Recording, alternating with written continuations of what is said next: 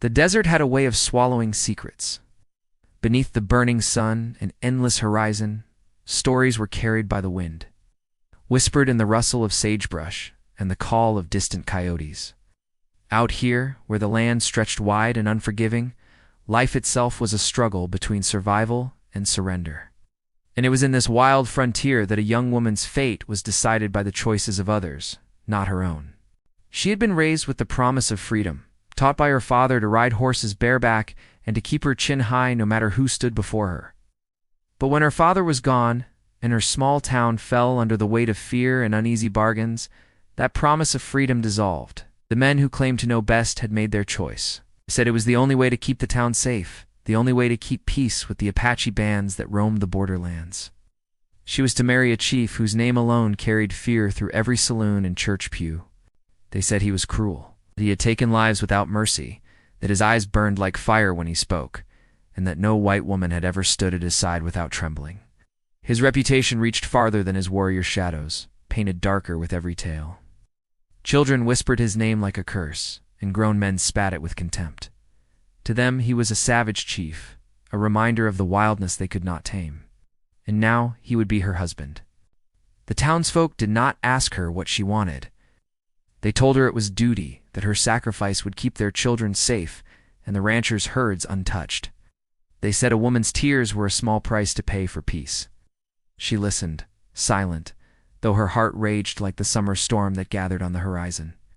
She wanted to shout, to tell them she was not theirs to trade, not theirs to bind to a man she did not know. But her voice was drowned out by the church bell, by the hushed agreement of men who had already sealed her fate. When the day came, the entire town gathered. Some came out of pity, some out of curiosity, and some to convince themselves that they had done the right thing. She walked with her back straight, though her hands trembled beneath the folds of her dress. Dust rose around her boots as she approached the edge of town where he waited. The Apache chief sat tall upon his horse, his dark hair braided, his expression carved from stone. His warriors stood behind him, silent, their faces unreadable. He did not smile, did not bow, did not offer his hand. He only watched her, his gaze steady, as though he could see past the surface, into the storm raging within her. For a fleeting moment, she wondered if the stories were true, if cruelty lived in his heart the way the townsfolk claimed. Wah! But then something flickered in his eyes, something softer than she expected, and it unsettled her more than his stillness. The people of the town waited for a show of defiance or fear, but she gave them none. She climbed onto the horse beside him, her breath caught in her throat, and together they rode away from the only home she had ever known. The sound of hooves faded behind them, along with the voices that had chosen her fate.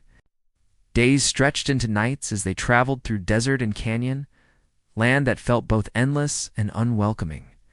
She kept her distance, speaking only when necessary, her heart hardened against him. Yet she could not help but notice small things that did not fit the tales. He made sure her water flask was never empty. He stopped when the sun burned hottest, so she could rest in the shade of cottonwoods. He said little, but his silence was not the silence of cruelty. It was something else, something guarded. She wrestled with confusion. How could a man whispered to be so ruthless treat her with care? How could the same hands that had, by rumor, taken lives now offer her food before eating himself? Still, fear shadowed her every thought. She did not trust kindness where cruelty was expected. She told herself it must be a trick, that soon his true nature would show. One night, as the fire crackled low and the stars spread across the sky like spilled salt, she heard him speak for the first time beyond simple commands. His voice was low, steady, carrying the weight of someone who had seen much and spoken little. He told her the land was not cruel, only honest. That men who could not bend to its truth were the ones who grew cruel themselves. She did not answer, but his words stayed with her long after the fire dimmed. Back in town, whispers grew louder. Some said she was lost forever, swallowed by the savages. Others said she had been cursed, bound to a man who would break her spirit. Yet a few, though they dared not say it out loud, wondered if the truth was more complicated than the tales they had built. As the days passed, she began to see glimpses of something hidden beneath his silence. The way his gaze lingered not with possession but with thought. The way his voice softened when he spoke to children in the villages they passed. the way he carried himself not as a tyrant but as a man burdened by more than anyone knew.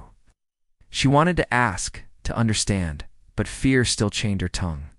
The more she tried to guard her heart, the more it betrayed her. Every act of quiet care, every word spoken without cruelty, chipped away at the walls she built. Yet she reminded herself of the stories of the cruelty the world had sworn was true. Could they all have been wrong, or was she only seeing what he wanted her to see? She did not know, and the not knowing gnawed at her. The desert nights grew colder, and the journey longer.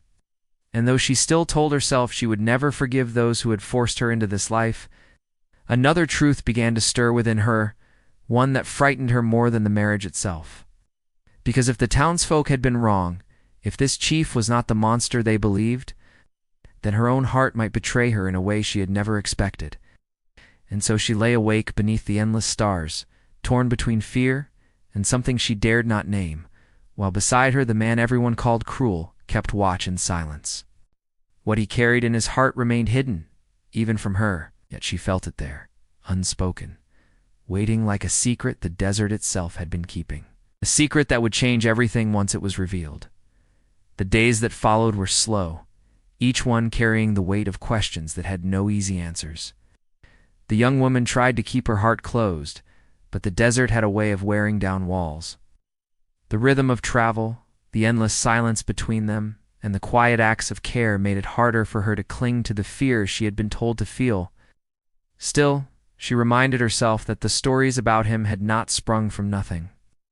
There was blood on his past, and she could not let herself forget it. When they stopped in the Apache camp for the first time, she expected to be met with hostility. Instead, she was met with wary eyes, children peeking at her from behind their mothers' skirts, and old women watching her with faces lined like dried riverbeds. No one spat at her or treated her as if she were an enemy, but neither did they welcome her.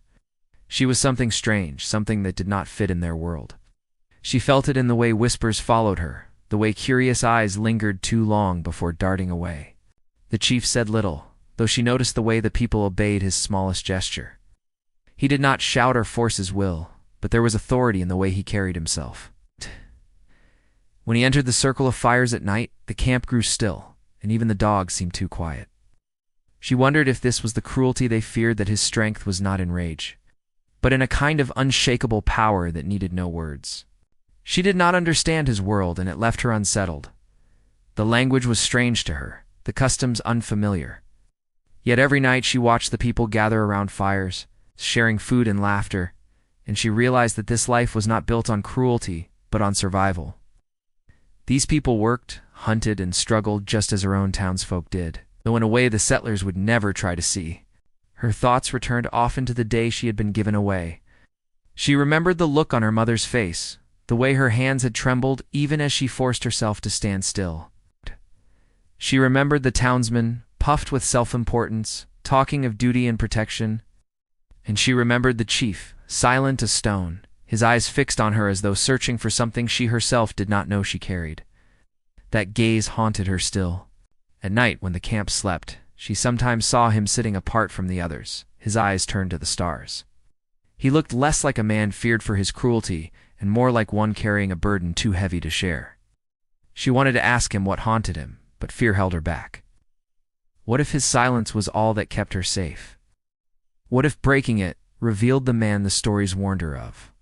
The suspense of not knowing grew heavier with each passing day. There were moments when she caught the faintest glimpse of tenderness when he handed food to a child before taking his share, when he lifted an elder from the ground with careful strength, when his voice softened to a low murmur as he spoke to his people. These moments chipped away at her certainty. Yet the darkness of his reputation loomed over them both, a shadow that could not be ignored. She began to see how the others looked at him. Some gazed with trust, others with unease, and a few with what seemed like quiet fear. He was respected, but not always understood, even among his own. It made her wonder if the stories she had been told were built from pieces of truth twisted into something far darker. But if so, what part was truth, and what part was fear born of prejudice? One evening, while the fires burned low, she overheard two of the younger warriors speaking. Though she could not understand all their words, one thing was clear. They spoke of battles past, of blood spilled, and of choices their chief had made. Their voices held both respect and bitterness, as though they admired his strength, but questioned his heart. She caught enough to know that the man beside her was no stranger to violence. He had fought, he had taken lives, and he carried that past with him. The question that gnawed at her was whether he had done it from cruelty or from necessity. The land around them mirrored her own uncertainty. Some days were gentle, the air filled with the scent of mesquite blossoms and the soft call of doves. Other days were harsh, with scorching heat and sudden storms that sent the camp scrambling for shelter. She realized then that this land was the same as the man she had been given to it, could be both unforgiving and unexpectedly tender, and one never quite knew which side would show itself next. As she grew accustomed to the rhythms of the camp, she began to see herself differently too. She was no longer the girl waiting for decisions to be made for her. Each day she was forced to adapt, to learn, to find her own way in a place where no one spoke her language and no one handed her comfort. And though she hated the way her freedom had been taken, she could not ignore the strength she was finding within herself. Still, her heart was restless. She could not forgive the townsfolk who had traded her future for their safety, nor could she ignore the pull of curiosity that bound her to the man she was told to fear. Every glance from him left her unsettled, as though he carried a truth that could unravel everything she thought she knew.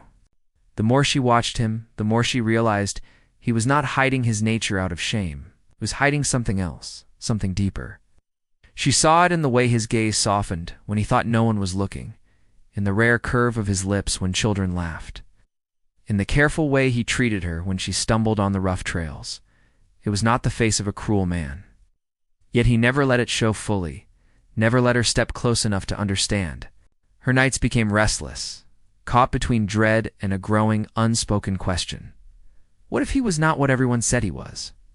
What if there was a truth he carried that no one had cared to see? And what if, against her will, she was beginning to care? The suspense only deepened when whispers of unrest reached the camp. Messengers came with news of settlers pushing deeper into Apache lands, breaking fragile truces. Tension rippled through the people, and she saw the chief's jaw tighten, his silence growing heavier. He stood taller, his presence commanding, and she knew he was preparing for something. The fear in her chest grew. If war came, what place would she have? A pawn? A prisoner? Or something else entirely? One evening, as the firelight flickered across his face, she dared to ask him a question. Her voice trembled, but she forced the words out, asking if the stories about him were true. For a long time he said nothing, his eyes fixed on the flames. Then he turned to her, his gaze sharp, but not unkind, and said only that the desert keeps its secrets, and so did he. The answer left her with more questions than before, but it was the way he looked at her as he said it that unsettled her most. There was something in his eyes she could not name, something that felt too dangerous to ignore and too human to dismiss. She lay awake that night, the fire crackling low, her thoughts tangled. She was bound to a man she did not understand, a man feared by many, and yet every day revealed a side of him that defied the stories. She was torn between the fear she had been taught and the truth her own eyes were beginning to see. And so the days pressed on, each one sharpening the edge of her uncertainty. She did not know what future awaited her in this wild land, nor what secrets still lived in the heart of the man beside her, but she could feel the tension building, like the heavy air before a storm. Something was coming, something that would change everything, and she knew she could not stop it. She could only wait, caught between fear and curiosity, wondering which truth would reveal itself first, the cruelty she had been warned of, or the hidden love no one believed could exist. The air in the camp grew heavier as the days passed, as though the desert itself was holding its breath. The young woman could feel the change in the people around her. Warriors sharpened their weapons at night, elders whispered in low voices, and the children, sensing the unease of their parents, no longer played as freely in the dust. Something was stirring beyond the horizon, and everyone knew it, though no one dared to speak of it too openly. She found herself caught in the middle of a world she could not yet claim as her own. The chief remained a figure of mystery, commanding the loyalty of his people while keeping his truest self hidden. His silence was not emptiness. It was weight, as though each word he chose to speak had been measured against the burden of his past. She saw the responsibility pressing on his shoulders, yet she still could not tell if he carried it with cruelty or with care. One evening, As she helped gather wood for the fires, an older woman approached her. The woman's eyes were sharp, though not unkind. She spoke slowly, using a mix of broken words in English and her own tongue, enough for the young woman to understand. She said that the chief had not chosen this marriage for himself. It had been agreed upon, part of a fragile bargain meant to hold back greater bloodshed. The revelation left her shaken, for it meant that he, too, had been bound by others' decisions. She had been given to him, but perhaps he had also been forced to accept her. That thought lingered long after the woman walked away. If he had not chosen her, why did he treat her with such careful regard? Why did his eyes soften, even for a fleeting second, when they met hers? And why, if his people needed peace so desperately, did unrest seem to grow stronger around them each day? The conflict between settlers and the Apache was not new. She had grown up hearing of raids, of stolen cattle, of fires set in the night, yet now she heard another side. Around the fire, she listened to the voices of the camp as they spoke of broken promises, of treaties ignored, of land taken piece by piece until there was barely enough to sustain their way of life. It unsettled her deeply to realize that the stories she had believed all her life were only one version of the truth. At the same time, she could not forget her town, the faces of those who had given her away in the name of safety. She knew they feared these people, feared the very man she was now bound to. And part of her understood that fear, for war was not a story told around the fire. It was blood spilled on both sides. It was mothers burying children, ranchers defending herds, warriors defending families. She began to see that the cruelty was not the man himself, but the endless struggle between two worlds that neither would give up. As tension thickened, smaller conflicts began to surface. Some of the younger warriors in the camp looked at her with suspicion, their eyes narrowing when she passed. To them she was not a wife, but a symbol of compromise, a reminder that their chief had bowed to an agreement with outsiders. She felt the weight of their resentment, though none dared to voice it in his presence. One night, she overheard a heated argument near the edge of the camp. Two young men spoke of raids they wanted to carry out, insisting that peace was a lie and that only strength could protect their people. She knew they spoke of settlers, of men and women who might have been her neighbors once. It struck her how deeply trapped she was between these two worlds. If she remained silent, she betrayed her past. If she spoke out, she risked becoming an enemy here as well. The chief himself seemed aware of the growing unrest. He stood taller during gatherings, his words fewer but sharper. She could sense the tension in him, the way he carried his authority like a blade ready to be drawn, yet he never turned that edge toward her. Instead, he watched her quietly, as though measuring how much strength she had left, how much of her spirit had been broken, and how much still burned. As days stretched on, she began to wonder about his hidden burdens. What had shaped the man everyone called cruel? What had made him wear silence like armor? She saw pieces of his past in the scars that traced his arms and the way his gaze lingered on the horizon as if haunted by memories. But he gave nothing freely, and she was left to piece together fragments from whispers and observations. In the camp, she slowly began to build connections. The children, braver now, brought her small gift stones polished smooth by the river. Feathers fallen from bright birds, wildflowers plucked from the edge of the canyon. Art smiled and thanked them, her heart softening in ways she had not expected. Some of the women began to show her how to weave, how to grind corn, how to prepare food over the fire. She felt their guarded kindness, though she also knew it was not complete trust. She was still an outsider, and perhaps always would be. One subplot unfolded quietly when she noticed a young girl, no more than 12, who often followed her with wide eyes. One night the girl approached and sat beside her in silence, clutching a piece of cloth she had been weaving. The girl finally whispered in halting words that she had lost her mother in a raid not long ago. The settlers had struck their camp, and the girl had been left to the care of others. The young woman's heart ached as she listened, realizing how deeply the wounds of conflict cut through every life here. She held the girl's hand, understanding that grief was the one language they both shared. This bond grew over time, though it stirred new unease in her. If war rose again, the girl's future would be thrown into the same fire that threatened them all. And though she wanted to protect the child, she knew she was powerless against the storm building around them. Back in the settlement she once called home, word began to spread. Ranchers whispered of raids in nearby valleys, of livestock stolen and fences torn down. Fear grew, and with it blame. Many said the chief could not be trusted, that his marriage to the girl from their town was nothing but a mask to hide his true plans. Some spoke of riding out to take her back by force, though others argued it was too dangerous. She did not know these conversations were happening, but she felt their shadow in the way the chief grew quieter each night, in the way his warriors prepared as though waiting for something inevitable. His silence toward her was not coldness, but something else, something heavier. She began to wonder if he feared the same storm she did, though he would never admit it. The more time passed, the more tangled her feelings became. She could not deny the pull of curiosity, the flickers of humanity she saw in him. The way his presence steadied the camp even as unrest threatened to divide it, yet fear still gnawed at her.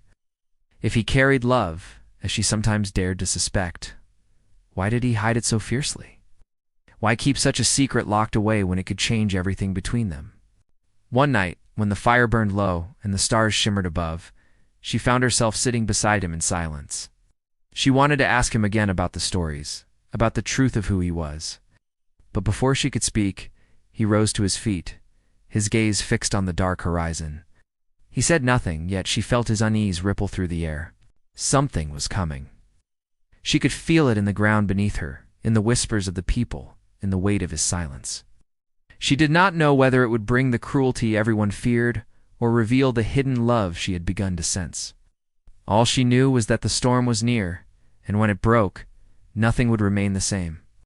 And so the nights stretched long, filled with questions left unanswered. As the fire flickered lower and the desert wind carried secrets only the dawn would reveal, the desert was changing. Each day the sun seemed harsher, each night colder, as if the land itself sensed the storm gathering. Whispers ran through the camp like dry wind through brittle grass. Scouts returned with news of settlers building deeper into Apache territory, fencing rivers and carving trails where none had been before. The people grew restless, and the chief carried the weight of their unease on his broad shoulders. The young woman watched him from a distance, noting how he spent more time with his warriors, speaking in low, clipped tones, his face unreadable. She tried to hold on to the small pieces of calm she had found. The children still laughed when they played near the stream. The women still ground corn and sang songs that rose soft against the evening sky. Yet beneath it all was a tension that could not be ignored. It was in the way the men cleaned their rifles more often, in the way the elders sat longer in silence, in the way the chief's gaze grew sharper each time he looked toward the horizon. The young woman's place in the camp had shifted. Where once she had been only an outsider, now she was part of the rhythm of daily life, though still not fully trusted. Some of the people softened toward her, teaching her skills she had never known, sharing food without hesitation. But others eyed her with suspicion, as if she were a thread pulled too tightly in a fabric that might unravel at any moment. She felt caught between two worlds, unable to belong to either, and that truth weighed heavier the closer the storm pressed in. Her nights grew restless. She often woke to the sound of men's voices near the fire, their words urgent, even if she could not catch their meaning. The chief sat among them, his expression shadowed in the flickering light. Sometimes his eyes flicked toward her, and she felt a pull in her chest, a question that she dared not ask. She knew he carried secrets, and she feared that when they came to light, her heart would not be ready for them. One evening, as dusk bled into night, a rider arrived at the camp. His horse was lathered with sweat, and his face carried the strain of a long ride. He spoke quickly to the chief, his words sharp, and the camp grew quiet as those around them listened. Though the young woman could not understand the language fully, she caught enough to know the settlers were preparing a move-armed men gathering, planning to strike in retaliation for raids they blamed on the Apache. Whether the raids had truly been carried out by these people, or by others who wanted war, no one could say. But the settlers had chosen their enemy, and now their guns were ready. The chief's jaw tightened as he listened, said nothing for a long time, his gaze fixed on the rider, then on the fire. Finally, he spoke a few measured words, and the rider nodded, disappearing into the darkness. A silence fell over the camp, heavy and suffocating. The young woman felt her heart pound as she realized that the fragile balance holding both worlds apart was crumbling. That night, she approached him. She had never dared to step so close before, but something inside her demanded answers. She asked him what was coming, her voice trembling but steady enough to reach his ears. For a long moment, he only studied her, his dark eyes unreadable. Then he said, "The settlers come with fear. Fear brings blood." He did not explain further, and she was left with her heart racing, knowing that his words carried the weight of truth. The following days were a blur of preparation. Warriors sharpened blades, checked rifles, and scouted the land. The women gathered food and water, hiding stores in case the camp was forced to flee. Children were hushed, their laughter stilled by the tension that clung to every corner of the village. The young woman tried to help where she could, but she felt her own fear growing with each passing hour. She thought of her town, of the men who had sent her here, and she wondered if they were the very ones now preparing to strike against the man she had been told to fear. Her feelings grew more tangled with every glance she stole at the chief. He was calm, almost too calm, his movements measured, his voice steady. But she could see the storm inside him, the way his silence grew heavier, the way his eyes lingered on his people, as though memorizing them. It was then that she began to wonder if his hidden secret was not cruelty at all, but something more dangerous: love. Not just for her, though she felt the edge of it, but for his people, for the land itself. A love so strong it might drive him into choices that would tear everything apart. One evening, as the sky turned crimson and the air buzzed with the hum of cicadas, overheard two young warriors arguing. One demanded that they strike first, that fear was the only way to hold back the settlers. The other urged patience, saying the chief had a plan, that rushing into battle would only bring ruin. Their voices grew heated until an elder stepped between them, his words quiet but firm. Yet the young woman could feel the fracture running through the camp. Trust in the chief was deep, but fear was deeper still. That night, sleep would not come. She lay awake, her heart pounding, her thoughts racing. She wondered if war would begin at dawn, if she would see blood spill before her eyes. And she wondered what it meant for her, whether she was still the pawn her town had sent away, or whether she was now something else, something bound by ties she had not chosen but could no longer deny. The next day brought no comfort. Scots returned with word of settler movement, wagons, rifles, men riding with purpose. The camp grew still as the news spread. The young woman saw the fear in the faces of mothers clutching their children, in the clenched jaws of warriors who knew what was coming. She felt her own fear rise like a tide, but alongside it was something sharper, something that made her breath catch when she looked at the chief. That night, as the fire burned low, he finally spoke to her in words heavier than any he had given before. "When the time comes," he said quietly, his voice steady, but laced with something unspoken, "you must choose where you stand."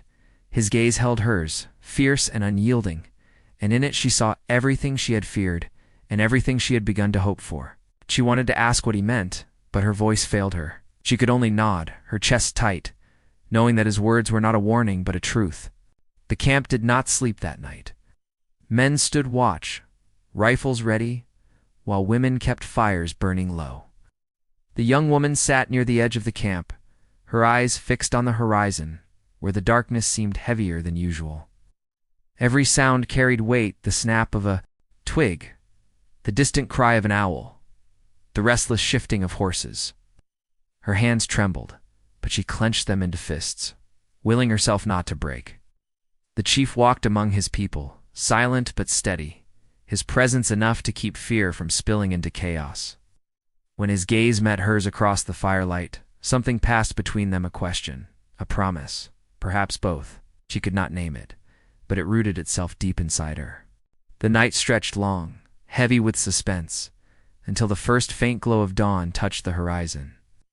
And with it came the sound that froze her blood, the distant thunder of hooves, rolling closer, steady and unrelenting. The settlers were coming. The camp stirred, warriors rising, mothers clutching children, elders whispering prayers. The young woman's breath caught as the chief mounted his horse, his figure tall and unyielding against the rising sun. He turned once to look at her, his expression carved with something she could not yet understand. Then he rode forward, his warriors falling in behind him, the air thick with the promise of blood. She stood frozen, her heart pounding so loud she could barely hear the cries around her. The storm was no longer coming, it was here. And in that moment, with fear and hope tangled so tightly she could not tell them apart, she realized that everything the town she had left, the people she lived among now, the man she had been forced to marry, was hurtling toward a reckoning she could neither escape nor predict. The horizon burned with the rising sun, and with it, the future that would decide them all. The rising sun spilled light across the land, painting the desert in shades of fire and gold. The sound of hooves grew louder, rumbling like thunder across the earth, till dust rose in the distance, and the first shapes of riders appeared. Settlers had come, their rifles glinting, their wagons rolling behind. In the camp, warriors stood ready, faces set with determination, every muscle tense with the knowledge that this was the moment their lives had been building toward. The young woman stood at the edge, her heart pounding so fiercely she thought it might break. She had never asked to be part of this, never asked to stand between two worlds, yet here she was, caught in a storm neither side could escape. The chief sat tall on his horse, his dark eyes fixed on the approaching line, his silence speaking louder than any war cry. She felt the weight of his presence, the burden he carried, and for the first time she understood the truth she had been chasing all along. He was not cruel, not in the way the stories painted him. He was a man hardened by loss, carrying love so fiercely that it had been mistaken for rage. When the settlers reached shouting distance, they stopped. Horses snorted and stamped, rifles were lifted, but there was no first shot. A heavy silence fell, broken only by the cry of a hawk overhead. Then a man rode forward from the settlers' line. She recognized him, even from a distance. He was one of the townsmen who had bargained her away, his face stern, his voice carrying across the open air. He called the Apache chief a thief, a murderer, a man who could never be trusted. He demanded that the people scatter, that they give up their weapons and leave the land. His words stung her like lashes, not only because of what he said, but because of the memory of how icily they had given her away. The chief did not move. He listened, silent as stone, until the settler finished his threats. Then he raised his hand, a single motion that stilled his warriors. His voice, when it came, was calm and deep. He spoke of land that had belonged to his people for generations, of promises broken by settlers who took more with each passing year.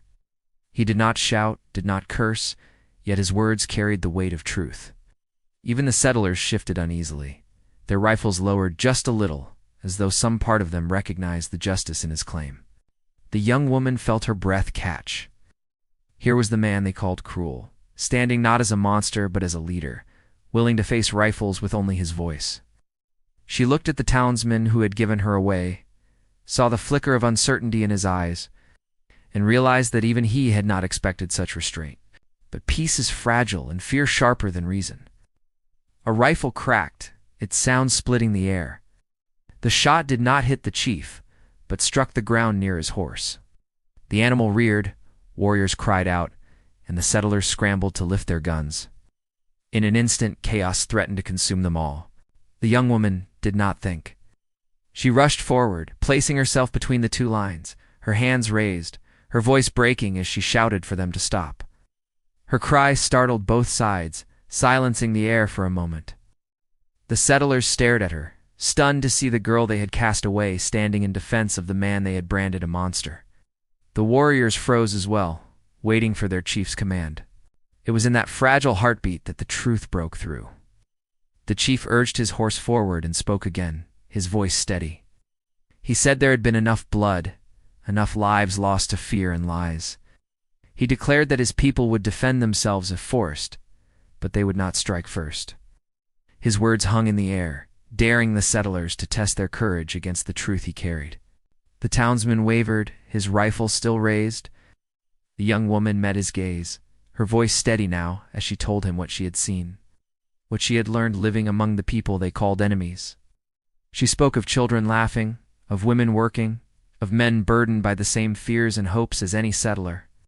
She told them the chief was not the monster they imagined, that cruelty had not bound her days but a hidden strength no one had cared to see. Silence stretched, every breath held tight. Then, slowly, one by one, rifles began to lower. The settlers, still wary, began to pull their horses back. The townsman gave her a look sharp with anger, but beneath it was the flicker of doubt. He turned his horse, and the settlers began their retreat, dust rising behind them as they pulled away from the camp. When the last of them disappeared over the ridge, the camp erupted with relief. Warriors clapped one another on the shoulders, mothers held their children close, and the elders whispered prayers of thanks. But the chief did not join their celebration. He remained silent, his gaze fixed on the horizon where the settlers had vanished. He knew, as did she, that this was not the end. The land was still contested, the peace fragile as glass. But for now, blood had not been spilled. That night, the camp gathered around the fire, their songs rising into the clear desert sky. The young woman sat quietly, the weight of the day pressing on her, until she felt a presence at her side. The chief lowered himself to sit beside her, his silence heavy, but different now. He looked at her, his dark eyes carrying something she had long suspected but never dared to name. "You stood between us," he said softly, his voice carrying both gratitude and wonder. "You chose." Her chest tightened. She thought of her town, of the people who had cast her away. She thought of the camp, of the children who had slipped feathers into her hands, of the women who had taught her to weave, of the young girl who had clung to her after losing her mother. And she thought of him, the man everyone called cruel, whose love had been hidden not because it was weak, but because it was too fierce to show without being misunderstood. "I chose truth," she whispered, her voice steady despite the tears that burned her eyes. The firelight flickered across his face, and for the first time, his expression softened into something unguarded. It was not a smile, not fully, but it carried more warmth than she had ever seen in him. In that moment, she understood the secret he had carried all along. His cruelty had been a story others told, but the truth was love for his people, for the land, and now, though he had fought to hide it, for her. Days turned to weeks, and though the settlers did not return immediately, the threat remained. Yet the camp carried on, stronger for what had been faced. The young woman found her place more firmly, her hands steady at the loom, her voice joining the songs at dusk. She was still not fully of this world, but she was no longer a pawn. She was part of it, shaped by it, bound to it in ways she had never imagined. The young girl who had followed her like a shadow grew bolder, her laughter returning as she played among the other children. The warriors, once suspicious, nodded in quiet respect when she passed. And the women, though still guarded, began to trust her with tasks that mattered. She was not one of them by birth, but by choice she had become something more. As for the chief, his silence remained, but it no longer felt like distance. It was a silence filled with meaning, with unspoken truths that did not need words. Sometimes, in the quiet of night, when the stars stretched wide across the sky, their gazes would meet, and she would see in his eyes what no story could erase. The land was still harsh, the future still uncertain. But she had learned that life was not about the promises others made for you. It was about the choices you made yourself, even when fear threatened to break you. She had been forced into a marriage she did not choose, but from it she had found her voice, her strength, and a truth that no whisper of cruelty could hide. And so, as the desert wind carried its endless song across the canyon, she stood beside the man once called cruel, knowing the truth that no one else had believed. That love, even when hidden, could be stronger than fear, stronger than lies, and strong enough to shape a life no one had expected. Her story was no longer one of being given away. It was one of finding a place in the wild, untamed heart of the land, where the cruelest tales could not drown out the truth of love that endured.